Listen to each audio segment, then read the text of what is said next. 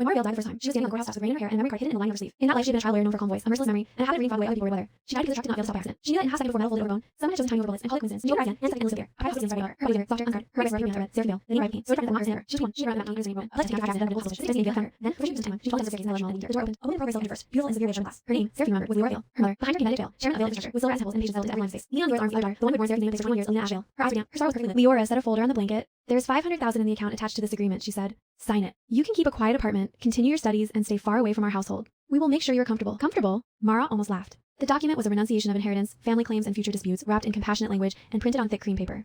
Alina lifted a hand to her mouth, as if pained by the sight of it. I told them not to pressure you on the first day, Alina whispered.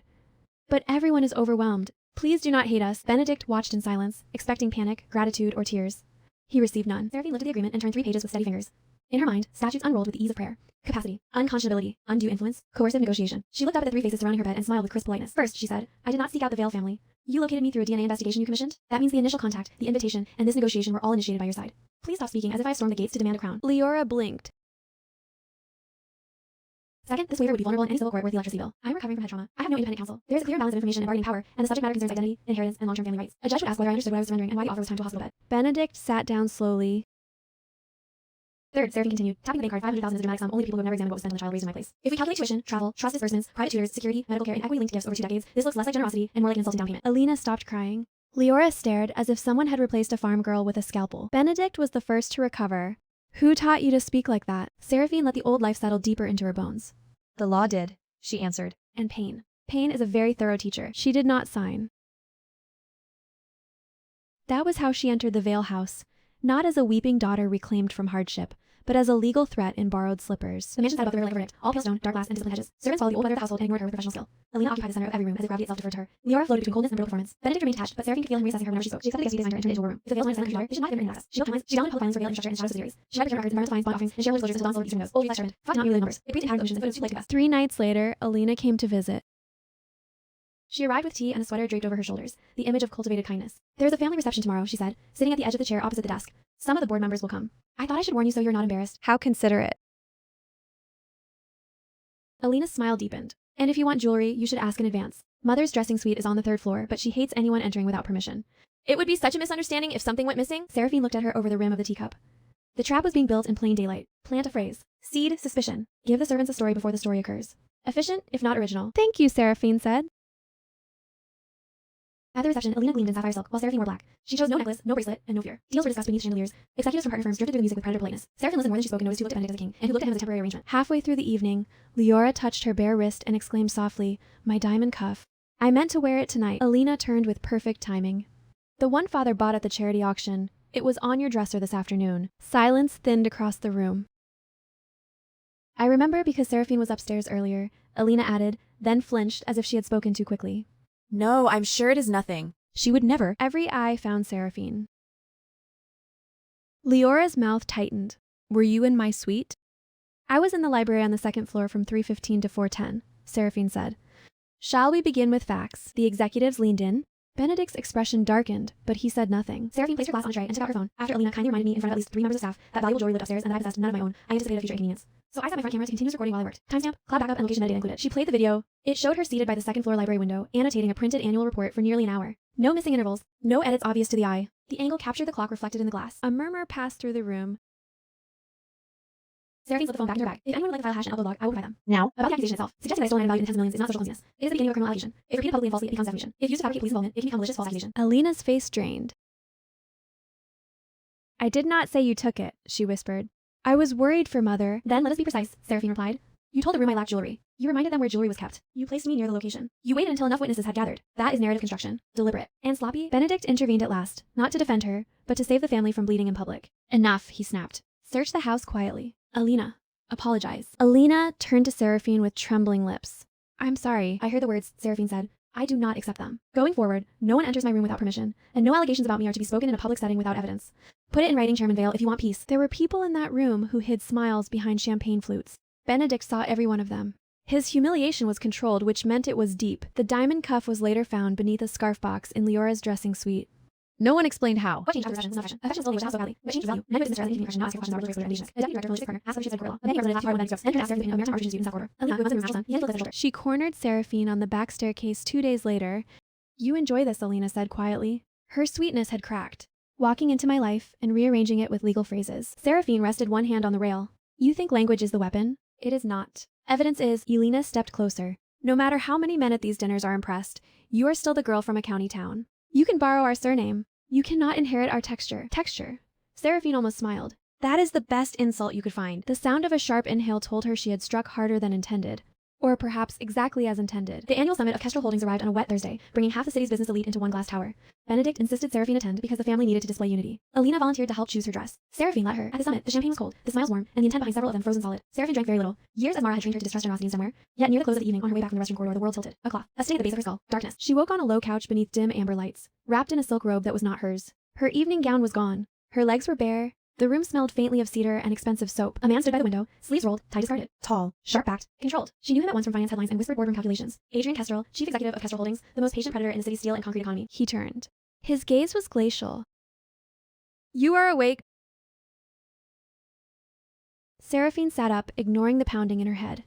Where am I? In my private suite. His mouth curved without kindness. A better question is why you're here wearing that. He assumed the oldest story because the room had been arranged to tell it. Ambitious girl. Rich man. Clumsy seduction. Convenient disgrace. Seraphine inhaled once and started building. If I intended to trap you, I would have chosen a method less theatrical and more reliable, she said. If I intended to sneak into your rooms, I would know which room was yours. This is not your bedroom. It is a receiving suite. His eyes narrowed.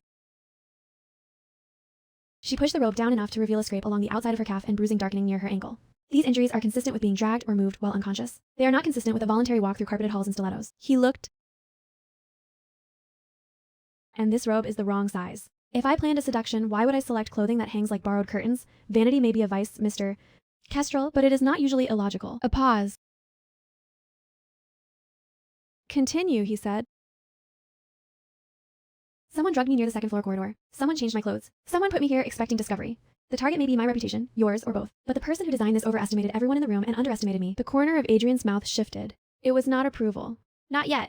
But the verdict had moved from absurdity toward hearing. Then footsteps exploded outside. Voices? Leora's? Benedict's? Alina's pitched just high enough to carry panic. The suite doors opened.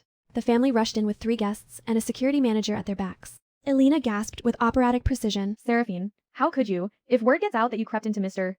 Kestrel's suite. Leora lunged as if to slap her, but Adrian's voice cut across the room. Stop. No one disobeyed him twice. Seraphine rose carefully, tightening the robe. Before anyone says another foolish thing, I would like the hallway footage from 10:20 onward. Alina's face flickered. Adrian lifted his phone, gave one instruction, and received the video within minutes. The security manager handed him a tablet. He watched in silence, then passed it to Benedict. On screen, 2 catering attendants wheeled a linen cart down the hall. Behind the hanging cloth of the cart, a limp arm in familiar silver fabric slipped out for half a second. The cart stopped outside Adrian's suite. One attendant looked over both shoulders. The other entered the access code with practiced fingers. Benedict went pale. Again, Seraphine said softly, Slower. The replay was merciless. That code, Adrian asked the security manager who had it.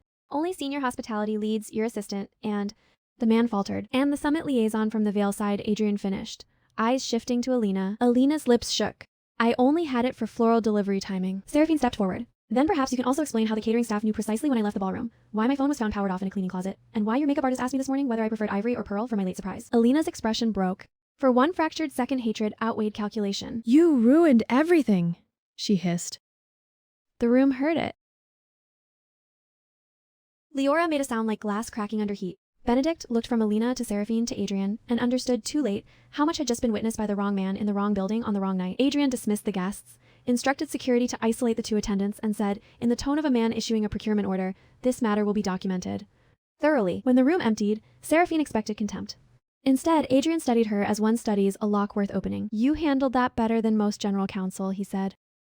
I used to practice in a difficult jurisdiction, she answered. His gaze sharpened at the odd phrasing, but he did not press. The Vale family has enemies. The Vale family has habits, she corrected.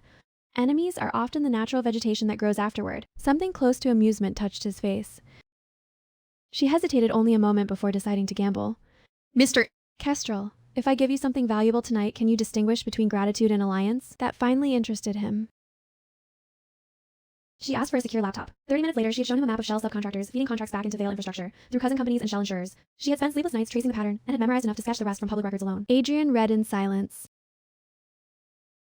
This would cut Benedict off at the knees during the East Harbor tender, he said. Yes. Why are you giving it to me? Because I do not need my father weakened, Seraphine said. I need him dependent. There's a difference. You will take the harbor parcel. He will lose face but survive. Then he will look around for the only person in his house who warned him that governance failures create external opportunities. Adrian leaned back, regarding her with something fiercer than curiosity. That is not revenge. That is architecture. I was a better architect in my last life. He ignored the strangeness again. Perhaps wealthy men were trained to leave oddity untouched until it produced profit. What do you want in return? When the time comes, she said, I want 3 things. Access to your compliance archive regarding Vale tenders, quiet introductions to 2 independent board members who dislike Benedict but dislike scandal more. And if I'm forced out of that house, I want a position inside one of your legal risk teams where no one can touch me without consequence. Adrian's smile was brief and real. Negotiation suits you. So does not being framed. Agreed. He stood and extended a hand. Then we have a private understanding. She took it. His grip was dry, warm, and exact. The East Harbor tender collapsed for Vale infrastructure 12 days later. It did not happen nightly. There was no speed/no suppression, no prosecution. Adrian Castle's intelligent fireworks and erosion review. Questions emerging about overlap. Insurance lawyer and environmental liability. The reference to documentation. However, reached base at Vale's numbers more private than audit. Petition on temporary deposit. Castle will step in the immaculate report and call liability. Benedict lost the parcel. For the first time since Seraphine had entered the house, he asked to see her in the study not as a father summoning a daughter, but as a chairman calling for a brief. She arrived with a notebook. Did you know this was coming? He asked. Yes. Why did not you stop it?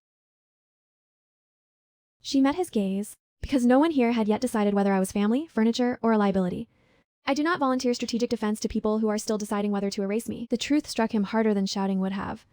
He sank into the leather chair and looked older than his portraits. What do you want? He asked after a long time. There it was, the real door. A formal role, Seraphine said. Junior, if your pride requires the word, but documented. Access to internal audit summaries. And a written non-interference clause regarding my movements, correspondence, and private property within this house. You negotiate with your own father like opposing counsel. You trained me to... He almost laughed, then realized what that admission contained and looked away. He gave her the roll.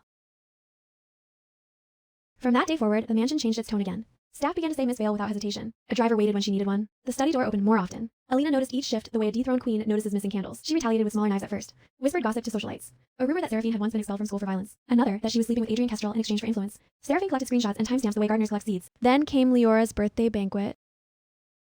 The ballroom glittered with politicians, lenders, gallery donors, and every species of smiling opportunist. Leora wore emerald velvet and composure stitched too tight to breathe. Benedict floated from cluster to cluster with the false lightness of a man whose depth profile had recently begun to whisper at night. Alina stood at his side in pale gold, every inch the practiced daughter. A business journalist young enough to enjoy risk raised a microphone. Mrs. Vale, there is speculation that after the East Harbor setback, your husband may restructure succession planning. Do you think the newly returned Miss Vale is being cultivated for a larger role in the group? The room sharpened. Leora smiled. A family should always be fair. Seraphine has talent, certainly, but talent is not the same as cultivation. She lacks the polish of someone raised in this environment. Alina, on the other hand, has grown within our standards since childhood. In matters of succession, one must consider not only blood but temperament, education, and suitability. Alina lowered her eyes with ideal modesty. Seraphine stepped forward before the next lie could gather flowers around it. Suitability is important, she agreed, especially when one is discussing control of a regulated corporate entity. The board should know exactly who they are trusting with legacy, reputation, and fiduciary access. Benedict's attention snapped toward her. She continued in a voice clear enough to cut through music. For example, if a putative heir were not merely an adopted daughter or a child switched by fate, but the biological child of one parent and an undisclosed outsider, that would materially alter questions of succession, disclosure, and family settlement. Particularly if that fact had been concealed for over 2 decades. Utter silence. Alina's hand clenched so tightly around her clutch that the crystals bit skin. Leora stopped breathing for one naked second. Benedict found his voice first. What exactly are you implying? Seraphine withdrew a sealed document wallet. Not implying. Evidencing. She presented 3 reports in sequence, just as the trial lawyer should. The first established Seraphine's biological relationship to Benedict and Leora. The second established Alina's biological relationship to Leora. The third established Alina's biological relationship to a former Vale family driver named Garrett Ash, who had long since disappeared into another province under a new name. Adrian had found him in 4 days. Gasps broke across the room like dropped glass. Leora's face emptied of color. Alina turned on her with genuine terror. Benedict stared at the pages as if waiting for them to retract themselves. It was never a hospital error, Seraphine said. It was a replacement. My removal was staged. Alina was inserted. The household, the trust distributions, the schooling, the public identity, it was all built on deliberate fraud. No, Leora whispered. Then louder, with desperate fury, those tests are forged. 3 independent labs, Seraphine said. Chain of custody documented. If you would like, I can have the technicians join us by video before dessert. The journalist nearly dropped the microphone in excitement. Alina lunged toward Benedict and clutched his arm. Father, I did not know. I swear I did not know. Seraphine watched her with terrible calm. Would you like me to add the account withdrawals from the month I was invited home? Or the vehicle registry tied to the gravel truck that left the county road after my predecessor? Your convenient ghost died en route to the city. Alina froze. A person can confess with silence if the right sentence is placed at the throat. You were supposed to die twice, Seraphine said quietly, so only those nearest heard. Once as an infant who vanished. Once as an adult on the way back. Alina's pupils blew wide. Who are you? She breathed. The woman you tried to kill, Seraphine answered. Or the law coming home in her shape. Choose whichever terrifies you more. But followed was not again. Leora cried, shouted, denied, and finally crumpled. Benedict demanded private rooms, private doctors, private retests, then realized privacy had evaporated under 100 phone cameras. Alina collapsed afterly, but no one rushed to lift her. Adrian, standing near the back beside self-storage agent, said nothing at all. He did not need to. The board members who quietly encouraged to attend were already making calls. By morning, the city had a new favorite scandal. Benedict expelled Leora and Alina from the Vale mansion within 40 hours and initiated divorce proceedings over the weekend. He froze accounts, clawed back trust distributions where he could, and issued statements drafted by Seraphine so carefully that he could almost nothing while the signs sorrow, betrayal, and governance reform. Markets disliked scandal, but adored decisive management. Vale infrastructure did not collapse. It bent. Leora and Alina rented a serviced apartment across the river. For a week, they tried to sell dignity to tabloids. The tabloids preferred blood. Then Elena appeared outside Vale Tower and dropped to her knees before Benedict's car. It was raining, of course. Tragedy in sunlight feels amateurish. Father, please, she sobbed as cameras hidden behind landscaping drank the scene. I know I'm not your blood, but I called you father for 21 years. Don't leave us with nothing. Benedict hesitated. Seraphine, stepping out of the car behind him, saw pity begin its fatal climb up his spine. She moved before it reached the throat. The press is filming, she said quietly. If you stop now, you're not demonstrating compassion. You are signaling uncertainty. Uncertainty invites litigation. It worked. He straightened, pulled his coat from Alina's grip, and got back into the car. When the car left, Alina rose with rain pasted to her hair and hatred stripping beauty from her face. You think you have won? She said. Seraphine looked at her for a long moment. No. I think I have corrected the record. Winning is what comes after. Alina laughed once. Too high. Too broken. You do not even know the whole story. Tell me then. For a second, Seraphine saw the old instinct in her to lie, to soften, to manipulate, but ruin had made her clumsy. We knew you were alive, Alina whispered. My mother knew before Benedict did. She said if you came back, everything would break. She said, we had to keep you away, and when that failed, her voice cracked, and when that failed, Seraphine prompted. Alina's eyes unfocused. There was a driver. Old highway. Money in an envelope. You were supposed to disappear before you reached us. There are confessions that belong in court and confessions that belong in the marrow. Seraphine had already guessed the shape, but hearing it spoken sharpened everything. She saved the audio anyway. Alina noticed too late that the phone in Seraphine's coat pocket was recording. You think that makes you clever? Alina screamed. No, Seraphine said. Just thorough. Alina struck at her then, wild and graceless, and security took 3 seconds to restrain her. It was enough. The footage surfaced online by evening. Any remaining sympathy for the false daughter evaporated. Leora deteriorated after that. Rage turned to paranoia. Paranoia turned to fixation. She sent Benedict letters written in alternating tenderness and venom. She accused him of ruining her life, though she poured the acid herself. One night, she waited in the underground garage with a fruit knife and a borrowed cap. Benedict survived the stitches to his forearm. Leora went to prison with mascara dried like old bruises under her eyes. Benedict visited her once. He returned gray. That winter, Vale infrastructure entered the leanest quarter of its history, then began under painful reform to stabilize. Seraphine cut 3 vanity divisions, renegotiated 2 debt structures, and fired a vice president who would build a company for a yacht charter under regional client development. She enjoyed that one. She never asked Benedict for love. He tried once, awkwardly, to offer remorse. It happened in the study at dusk while the river burned copper beyond the windows. I was wrong, he said. The admission cost him visible muscle. Not only about them. About you. I kept waiting for you to become manageable, and I did not ask what was done to you while I waited. If there is a way to repair even part of that. Chairman Vale, she interrupted gently. The Singapore briefing is at 4. The legal risk memo is in your inbox. Page 11 needs your personal sign-off. The title hit him like distance given a name. He nodded once, defeated not by anger, but by accuracy. Some doors should not be reopened merely because the weather changes. Later, alone in the archive room, Seraphine stood between labeled boxes and allowed herself one unprofessional minute of stillness. Somewhere, in a life that no one here would ever understand, Mara Vale had died with a memory card sewn into her sleeve and justice unfinished in her mouth. Here, in this borrowed continuation, Seraphine Vale had taken a house built on fraud and taught it the shape of consequences. Her phone lit. Adrian, East Harbor has closed. 12% under projected acquisition cost. I believe that means I owe you dinner. Seraphine, I believe it means you owe me 3 board introductions and a bottle of something that does not come with corporate speeches. Adrian. Done. Roof garden at 8. She looked at her reflection in the glass of the archive cabinet, dark suit, neat hair, eyes too old for the age in her file. No one would decide her fate for her again. Not family. Not money. Not men who mistook silence for weakness. When she reached the roof garden that night, the city was a field of living circuitry beneath them. Adrian stood near a long table set with small white plates and impossible restraint. He held out a glass. To completed arrangements, he said. She accepted it. No, she corrected softly, gazing over the lights. To the arrangements we have only just begun, and, for the first time since either death, the future did not feel like something approaching from a blind corner. It felt drafted, negotiated, and signed in her own hand. The trouble with surviving family war is that the survivors remain. Benedict's younger brother, Quentin Vale, surfaced from Singapore the week after Leora's arraignment, wearing concern like imported cologne. He had spent 15 years on overseas acquisitions, and 7 more telling anyone who listened that Benedict lacks loyalty. At breakfast, he kissed Seraphine's cheek in the air without touching and called her our unexpected prodigy. Seraphine disliked him instantly.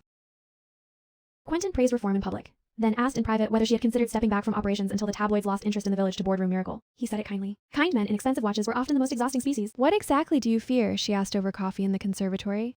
He smiled. Optics. Investors are nervous. A returned daughter rising too quickly can look theatrical. So can an uncle circling a wounded company. He laughed, genuinely delighted. Benedict was right. You are not easy. No woman worth underestimating ever is.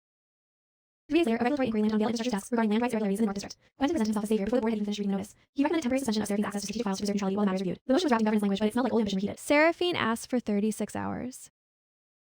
That night she did not sleep. She raised the local stitching archive permits, satellite imagery, none notices, and compensation letters. She knew what Quentin had sectors to know. The irregularities were real and not current. They belonged to land intelligence team proved 9 years earlier under Quentin's signature, through an offshore subsidiary now conveniently involved. He had not come home to protect family. He had come to reposition himself before anyone was too close to live on the North District Road. At the emergency board meeting, she arrived with index binders.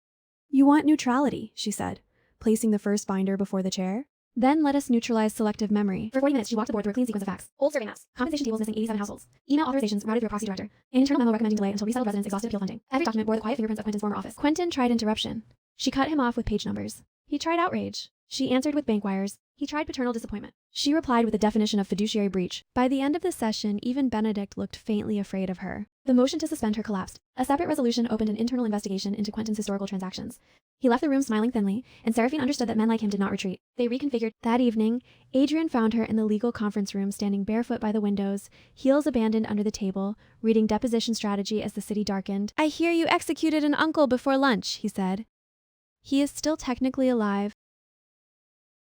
Details. He set takeout cartons beside her files. Real food, not the curated architecture of his roof dinners. Noodles, peppers, dumplings, a box of sugared plums she had once mentioned from her county childhood. She stared at the plums longer than she meant to. I asked my assistant to source them, Adrian said, suddenly less smooth.